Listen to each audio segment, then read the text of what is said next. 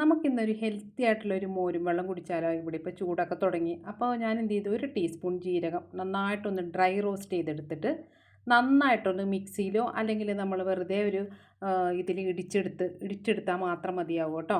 എന്നിട്ടത് നന്നായിട്ട് പൊടിഞ്ഞിരിക്കണേ. അത് കഴിഞ്ഞിട്ട് ഒരു ഗ്ലാസ് എടുക്കുക. നല്ല മോരും പിന്നെ ആവശ്യത്തിനുള്ള ഉപ്പും ചേർത്ത് നന്നായിട്ടൊന്ന് ഇളക്കി കൊടുക്കുക. ആവശ്യമുണ്ടെങ്കിൽ വെള്ളം ചേർത്ത് കൊടുക്കുക. പിന്നെ ഇഷ്ടമുണ്ടെങ്കിൽ ഐസും ചേർക്കാം കേട്ടോ. നല്ല അടിപൊളിയായിരിക്കും. ലാസ്റ്റ് ഈ നമ്മൾ പൊടിച്ച് വെച്ചിരിക്കുന്ന ഈ ജീരകം കൂടി ചേർത്താലുണ്ടല്ലോ നല്ല അടിപൊളി ടേസ്റ്റുള്ള മോരും വെള്ളം ഇവിടെ റെഡി ആയിട്ടുണ്ട്.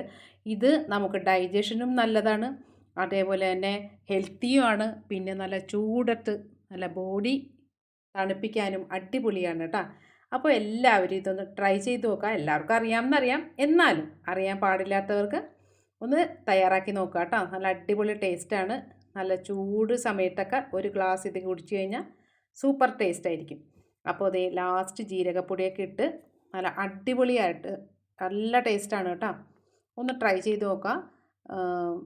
അപ്പോൾ ഇനി അടുത്ത വീഡിയോയിൽ കാണും വരെയും ബൈ ബൈ.